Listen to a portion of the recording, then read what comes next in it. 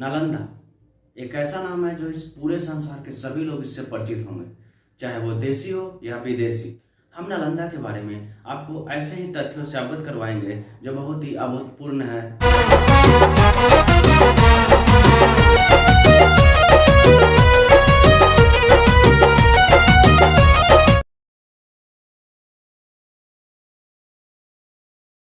आपके अपने YouTube channel में आपका स्वागत है और मैं हूँ उसी मिट्टी का लाल आशुतोष भारती। नालंदा भारत के बिहार राज्य में है। क्या आप लोग जानते हैं नालंदा को कुर्मिस्तान भी कहा जाता है, क्योंकि यहाँ पर कुर्मी जाति का प्रभाव और दबदबा ज़्यादा है। नालंदा का इतिहास भी बहुत ही खास है। अभी का जो नालंदा आप देख रहे हैं वो प्राचीन मगध साम्राज्य का एक बहुत बड़ा बौद्ध मठ था। यह जगह बिहार शरीफ शहर के पास पटना से लगभग 95 किलोमीटर दक्षिण पूर्व में स्थित है। नालंदा पूर्व में अस्थामा तक, पश्चिम में तेल्हारा तक, दक्षिण में गिरियक तक और उत्तर में हरनौत तक फैला हुआ है। नालंदा की जो सबसे खास बात यह है कि ये 5वीं शताब्दी से लेकर 12वीं शताब्दी तक पढ़ने का और सीखने का एक बहुत बड़ा केंद्र था। इन प्रेजेंट नालंदा यूनेस्को की विश्व धरोहर स्थल है। अभी यहाँ आपके दिमाग में एक सवाल आ सकता है कि नालंदा क्यों प्रसिद्ध है। चलिए हम आपको इसके बारे में बताते हैं। नालंदा अपने प्राचीन इतिहास के लिए प्रसिद्ध है, क्योंकि यहाँ पूरे संसार का सबसे प्राचीनतम यूनिवर्सिटी था। सबसे खास बात यह थी कि यहाँ पर लगभग 10,000 छात्र रहकर पढ़ाई करते थे और उनको पढ़ाने के लिए लगभग 2,000 अध्यापक थे। और इसके साथ साथ यह विश्व का सबसे पहला आवासीय विश्वविद्यालय भी था। यहाँ पर सबसे ज्यादा बौद्ध छात्र पढ़ने आया करते थे। आपको एक बात और बता दूं कि बुद्ध और महावीर जैसे महान लोग इस धरती पर कई बार पधारे। भगवान बुद्ध ने सम्राट अशोक को नालंदा की इसी पावन भूमि पर उपदेश दिया था। प्रसिद्ध बौद्ध सारिपुत्र का जन्म भी इसी नालंदा में हुआ था। सम्राट अशोक और हर्षवर्धन ने यहाँ पर सबसे ज्यादा मठों, मंदिरों और तालाबों का निर्माण करवाया था। यहाँ पर जो सबसे प्राचीन चीज है वो है विश्वविद्यालय, जिसके अवशेष अभी भी उपलब्ध हैं। ऐसा करने से कोई हिचक नहीं है कि नालंदा इसे अपने आंचल में समेटे हुए है। यहाँ विश्वविद्यालय के अवशेष, संग्रहालय, नव नालंदा विहार और हैंसंग मेमोरियल हॉल है। इनको देखने पूरे संसार से लोग यहाँ आते हैं। विश्वविद्यालय की स्थापना का श्रेय गुप्त शासक कुमार गुप्त प्रथम को जाता है। गुप्त वंश के पतन के पश्चात भी जितने भी शासक आए उन्होंने इसकी समृद्धि में अपना योगदान जारी रखा। यहाँ लगभग 10,000 छात्र और 2,000 अध्यापक रहते थे, जिसके बारे में हम आपको पहले ही बता चुके हैं। हैंसंग जो एक चीनी था वो 7वीं शताब्दी में यहाँ आया था। यहाँ भारत के अलावा कोरिया, जापान, चीन और भी कई देशों के छात्र पढ़ने आया करते थे। इस विश्वविद्यालय को 9वीं शताब्दी से लेकर 12वीं शताब्दी तक अंतर्राष्ट्रीय ख्याति प्राप्त थी। हम आपको यहाँ पर विश्वविद्यालय की रूपरेखा के बारे में बताना चाहते हैं। ये जो विश्वविद्यालय था बहुत ही व्यवस्थित ढंग से और एक बहुत बड़े क्षेत्र में फैला हुआ था। ये स्थापकला का एक बहुत ही अद्भुत नमूना था। इसका जो परिसर था एक विशाल दीवार से घिरा हुआ था, जिसमें प्रवेश के लिए एक मुख्य द्वार था। इसमें बहुत सारे मठ, मंदिर और अन्य भव्य स्तूप बने हुए थे। मंदिरों में भगवान बुद्ध की प्रतिमा स्थापित थी। यहाँ पर 7 बड़े कक्ष के अलावा 300 और भी कमरे थे, जिसमें विद्यार्थी रहकर शिक्षा ग्रहण करते थे। अभी तक खुदाई में 13 मठ मिल चुके हैं। इसके अलावा यहाँ पर सुंदर बगीचे और झीलें भी थी।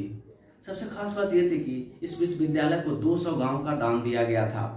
इसी से सारे कार्य हुआ करते थे, जैसे कि विद्यार्थियों के लिए खाना, वहाँ रहने के लिए किसी भी के लिए भी कुछ भी अगर लेना होता था तो उसी 200 गांव से की आमदनी से किया जाता था, और वगैरह वगैरह भी जिन सब चीज़ों की जरूरत पड़ती थी। कमरों में सोने के लिए पत्थर की शिला होती थी और सारी चीज़ें रखने के लिए भी वहाँ पर बनाई गई थी। यहाँ पर वेद, वेदांत, नागार्जुन, योग शास्त्र, ज्योतिष के अलावा और भी बहुत सारे चीज़ों का ज्ञान दिया जाता था। नालंदा में सहस्त्रों विद्यार्थियों और आचार्यों के लिए 9 मंजिल का एक बहुत ही विराट पुस्तकालय भी था, जिसमें लगभग 9 मिलियन से भी ज़्यादा पुस्तकों का संग्रह था।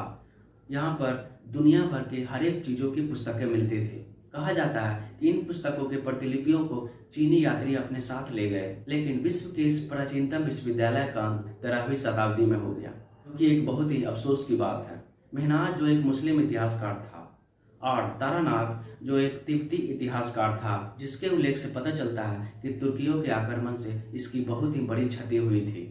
तारानाथ के अनुसार तीर्थकों और भिक्षुओं के आपसी झगड़ों से भी इसकी गरिमा का नुकसान हुआ था। इस विश्वविद्यालय पर जो सबसे पहला हमला हुआ था वो संकमिहुर कुल ने किया था। इसके बाद भी इस पर हमले होते रहे, लेकिन 1193 में तुर्की आक्रमणकारी बख्तियार खिलजी ने इसे पूरी तरीके से नष्ट कर दिया। जिसमें उसने इसे नष्ट किया, लगभग उसमें वहां पर 9 मिलियन पुस्तकें थी जो जलकर खाक हो गई, क्योंकि नालंदा यूनिवर्सिटी में महीनों तक आग जलती रही थी। इसका कोई प्रमाण नहीं है कि वहां पर कितने टाइम के लिए आग लगा हुआ था। कोई कहता है 3 महीने के लिए, लेकिन कोई कहता है 2 साल के लिए। कुछ ऐतिहासिक तथ्यों के बारे में भी बात कर लेते हैं। हिंसंग ने लिखा है, यहाँ पर सहस्त्रों छात्र अध्ययन करते थे, इसलिए नालंदा विख्यात हुआ। इतिसांग ने लिखा है कि यहाँ के प्रख्यात विद्वानों का नाम मुख्य द्वार पर श्वेत अक्षरों में लिखा जाता था।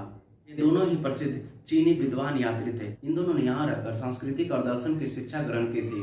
इस विश्वविद्यालय का अवशेष 14 हेक्टेयर क्षेत्र में मिला है। खुदाई में जितने भी इमारतें मिली है उन सब का निर्माण लाल पत्थरों से किया गया था।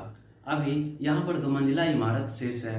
इसमें एक छोटा सा प्रार्थना सभा भी सुरक्षित बचा हुआ है। यहाँ पर स्थित मंदिर नंबर 3 इस परिसर का सबसे बड़ा मंदिर है और इसकी सबसे खास बात यह है कि यहाँ से आप पूरे क्षेत्र का विहंगम दृश्य देख सकते हैं। ये जो मंदिर है छोटे बड़े स्तूपों से घिरा हुआ है और प्रत्येक स्तूपों में भगवान बुद्ध की विभिन्न मुद्राओं में मूर्तियां स्थापित है। नालंदा में जो अन्य चीजें हैं वो है पुरातात्विक संग्रहालय। ये विश्वविद्यालय के विपरीत दिशा में बना हुआ है। खुदाई में जो भी चीजें मिली है उसे यहाँ रखा गया है। इसमें भगवान बुद्ध की विभिन्न प्रकार की मुद्राओं वाली मूर्तियां भी शामिल है। इसके अलावा यहाँ पर सिक्के, बर्तन, तांबे की प्लेटें, पत्थर पर लिखे हुए अभिलेख और इसके साथ साथ 12वीं शताब्दी के जले हुए चावल के दाने भी हैं जो इस संग्रहालय में रखा गया है।